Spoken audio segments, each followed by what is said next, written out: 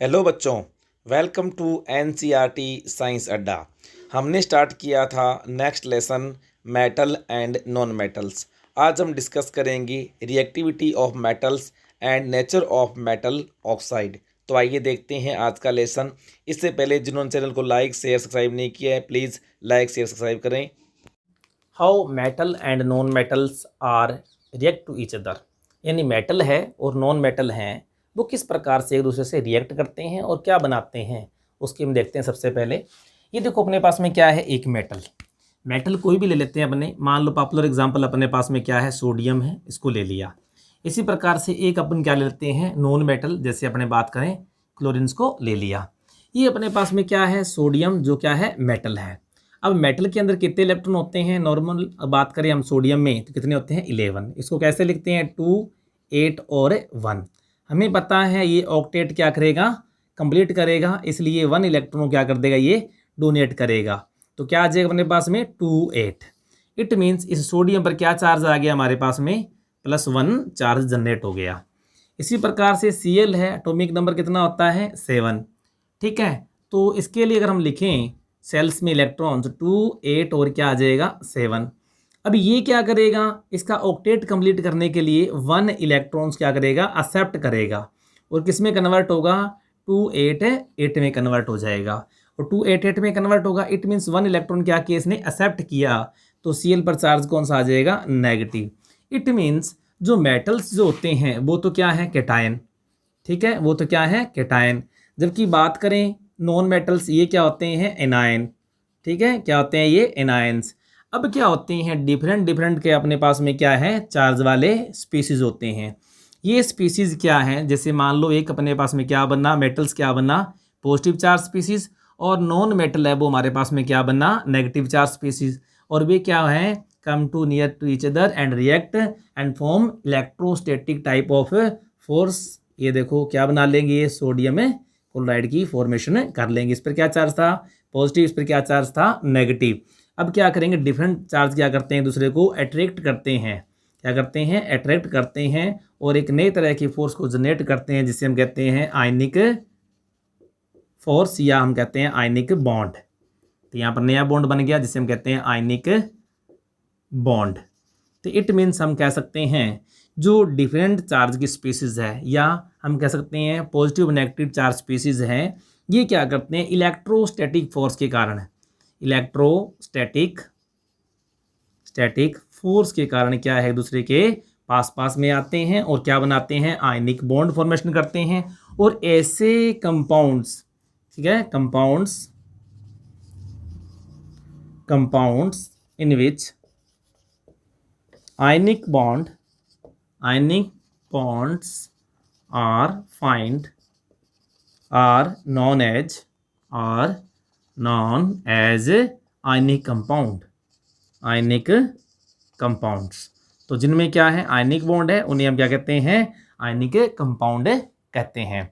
तो वहाँ पर क्वेश्चन आगे अपने पास में आ जाते हैं कि आयनिक कंपाउंड क्या है। तो जिनमें क्या, या तो हम कह देंगे इलेक्ट्रोस्टैटिक फोर्स पाए जा रहे हों, या जिनमें क्या हों, आयनिक टाइप के बॉन्ड्स एग्जिस्ट हों, वैसे कंपाउंड क्या कहलाते हैं, आयनिक कंपाउंड्स कहलाते हैं। तो इस प्रकार से मेटल एंड नॉन मेटल क्या करते हैं, दूसरे से रिएक्ट करते हैं और क्या बनाते हैं, आयनिक कंपाउंड की फॉर्मेशन करते हैं। यहाँ पर क्या है, एक अपने पास में नई चीज़ और आती है, मेटल ऑक्साइड। अब देखो, मेटल ऑक्साइड की बात करें, अब कोई मेटल है, जैसे हम सोडियम की बात कर रहे हैं, ऑक्सीजन से रिएक्ट करे तो क्या बनाएगी, ये सोडियम इस तरह से ऑक्साइड बना लेगी, यानी सोडियम ऑक्साइड बना लेगी। अब ऐसे क्यों हुआ, ये देखो, सोडियम पर चार्ज क्या होता है हमारे पास में, +1। ऑक्सीजन है, इसके आउटर सेल में कितने इलेक्ट्रॉन होते हैं, 6 होते हैं। 2 इलेक्ट्रॉन क्या करेगा, एक्सेप्ट करेगा, यानी -2 चार्ज। और इसमें क्या होगा, क्रॉस मल्टीप्लिकेशन होता है और क्या बनता है, सोडियम ऑक्साइड। इस तरह से क्या है, कंपाउंड की फॉर्मेशन होती है। ध्यान रखना, एक मेटल एक नॉन मेटल, उनमें क्या होता है, क्रॉस मल्टीप्लिकेशन से क्या बनता है, कंपाउंड्स बनता है, यानी प्रोडक्ट है वो ये बनता है। तो ये क्या बना हमारे पास में, सोडियम ऑक्साइड। ऐसे पोटेशियम होगा तो वो भी क्या बनाएगा अपने पास में, पोटेशियम ऑक्साइड। ठीक है, बैलेंस कर लेंगे वो अलग बात है। अगर आपको ऐसे लग रहा है कि बैलेंस नहीं, तो बैलेंस अलग चीज़ है, वो कर लेंगे, लेकिन मेनली अपने पास में प्रोडक्ट है वो इस तरह से बनता है। ठीक है, तो ये अपने पास में क्या है, सोडियम ऑक्साइड, पोटेशियम ऑक्साइड।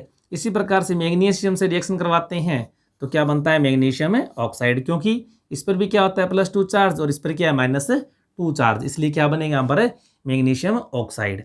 अब बात आती है ये जो ऑक्साइड्स बने हैं इनकी नेचर क्या है। क्वेश्चन पूछता है कि जो ऑक्साइड जो बनते हैं मेटल्स के, ठीक है, मेटल के ऑक्साइड हैं उनकी नेचर क्या होती है। तो ध्यान रखना जनरली जितने भी मेटल ऑक्साइड हैं are basic in nature, basic in nature. अब ध्यान रखना ज़्यादातर जो अपने पास मेटल ऑक्साइड होते हैं तो क्या होते हैं बेसिक होते हैं। क्या होते हैं सारे सारे बेसिक होते हैं। जैसे अपने पास में क्या था सोडियम ऑक्साइड, ठीक है, पोटेशियम ऑक्साइड, मैग्नीशियम ऑक्साइड, और भी अपने पास में बहुत सारे ऐसे क्या बनेंगे मेटल्स ऑक्साइड होंगे जो क्या होते हैं बेसिक इन नेचर होते हैं। लेकिन क्या है ये देखो कि जैसे क्रोमियम ऑक्साइड है, ये देखो क्रोमियम ऑक्साइड ये क्या होता है एसिडिक इन नेचर होता है, एसिडिक इन नेचर, यानी ऑक्साइड है फिर भी क्या है ये एसिडिक इन नेचर, ठीक है। इसी प्रकार से एक मैग्नीज का ऑक्साइड होता है, मैग्नीज ऑक्साइड होता है, ये भी क्या होता है एसिडिक इन नेचर। जबकि अगर बात करें हम न्यूट्रल की, या हम कहते हैं एम्फोट्रॉपिक, एम्फोट्रिक टेरिक ऑक्साइड्स। अब कुछ मेटल ऑक्साइड है वो क्या होते हैं एम्फोट्रिक होते हैं, क्योंकि वो रिएक्ट कर लेते हैं किससे, एसिड से रिएक्ट कर लेते हैं और बेस से भी क्या कर सकते हैं रिएक्ट कर लेते हैं। फॉर एग्जांपल बात करें हम जैसे एल्यूमिनियम ऑक्साइड है, ठीक है, एल्यूमिनियम ऑक्साइड है, जिंक ऑक्साइड है, लेड ऑक्साइड है, लेड ऑक्साइड है, ये सारे के सारे क्या होते हैं एम्फोट्रिक इन नेचर होते हैं। अब देखो बेटा क्वेश्चन पूछा जा सकता है आपसे, सबसे पहले तो क्वेश्चन पूछेंगे वो ऐसे पूछ सकते हैं कि मेटल ऑक्साइड की नेचर क्या होती है, तो आप क्या कहो बेसिक इन नेचर। जनरली वो पूछे तो वो कहते हैं कि एसिडिक नेचर शो करने वाले किसी एक मेटल ऑक्साइड का नाम लिखो, तो आपके पास में क्या है क्रोमियम ऑक्साइड और मैग्नीज ऑक्साइड।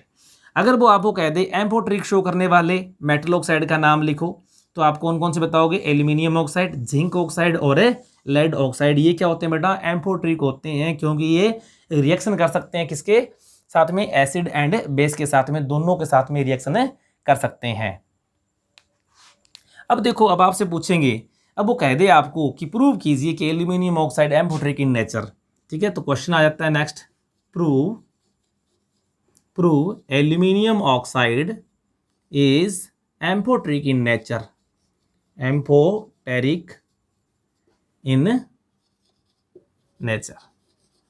अब देखो एम्फोट्रिक है, इसको शो करना है कैसे, ये देखो एल्यूमिनियम ऑक्साइड है, इसकी रिएक्शन आपको एक तो एसिड से करवा देनी है, कोई आपके पास में एसिड है डाइल्यूट एसिड लेंगे, इससे क्या करवा देंगे रिएक्शन करवा देंगे। एक अपने पास में एल्यूमिनियम ऑक्साइड है, इसकी रिएक्शन किससे करवा देंगे सोडियम हाइड्रोक्साइड यानी डाइल्यूट NaOH यानी बेस से करवा देंगे। तो ये क्या है अपने पास में एसिड और ये क्या है अपने पास में बेस। तो एसिड से रिएक्ट करके क्या बनाता है एल्यूमिनियम ऑक्साइड, और ये क्या बनाता है सोडियम एल्यूमिनेट की फॉर्मेशन करता है। इट मीन्स एल्यूमिनियम ऑक्साइड है वो क्या कर सकता है बोथ एसिड एंड बेस दोनों से क्या कर सकता है रिएक्टिविटी शो करता है। It means we can say कि हम प्रूव कर सकते हैं कि एल्यूमिनियम ऑक्साइड है वो क्या है एम्फोट्रिक इन नेचर। तो हम क्या कहेंगे ऐसे ऑक्साइड्स जो क्या कर सकते हैं एसिड से भी रिएक्ट कर लेते हैं और बेस से भी क्या रिएक्टिविटी शो करते हैं, they are known as amphoteric in nature.